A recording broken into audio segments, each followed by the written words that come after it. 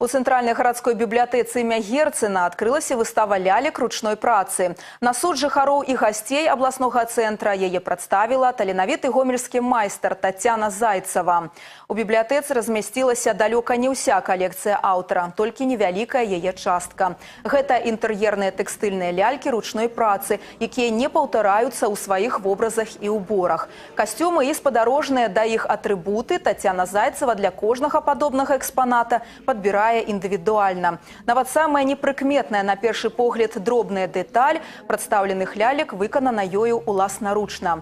Аўтар упэўненая, толькі так можна дасягнуць цэласнасці вобразу. Да таго ж у кожнай тэкстыльнай прыгажуні ёсць свой пашпарт, у якім указаны год яе стварэння, уласнае імя і рэкамендацыі па правільным даглядзе за вырабам. Дарэчы, гэтым відам творчасці Тацяна Зайцева пачала займацца каля 6 гадоў таму, пасля таго, як ёй падарылі маленькую лялечку Анёла. Жанчына вырашыла паспрабаваць зрабіць нешта падобнае самастойна. Яна з дзяцінства захаплялася кройкай і шыццём, а таму у яе ўсё выдатна атрымалася. З таго часу лялькі Тацяны Зайцевай сталі самымі жаданымі падарункамі сярод яе сяброў і знаёмых. У кожную з іх яна ўкладвае не толькі свае унікальныя аўтарскія уменні, але і частинку души. Всегда одевала кукол в свои наряды, свои какие-то идеи воплощала.